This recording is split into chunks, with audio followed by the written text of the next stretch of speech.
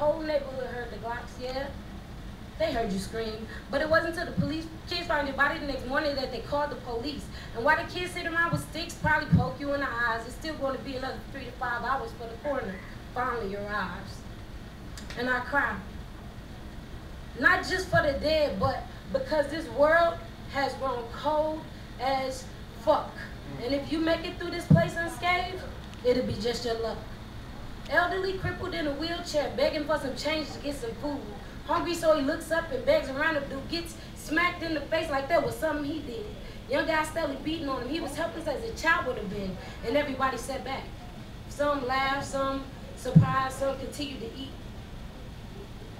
And they ain't do shit about it. They act like this was a normal routine. Young guy proceeds, old dude's nose started to leak. He smacked dude so hard he knocked out some of his teeth. And I screamed, "Somebody help or call the fucking police."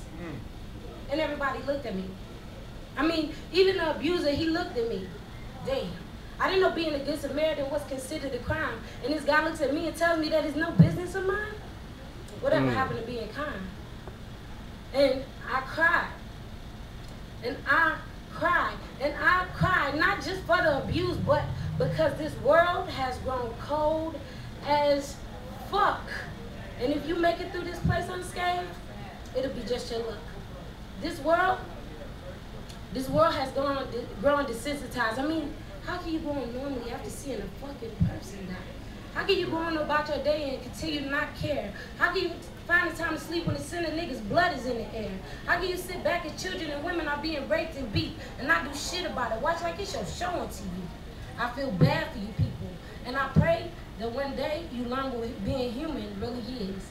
And please do me a favor. Teach true compassion to your kids. Why?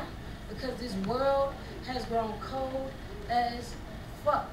And if they make it through this place unscathed, it'll be just your luck. Woo!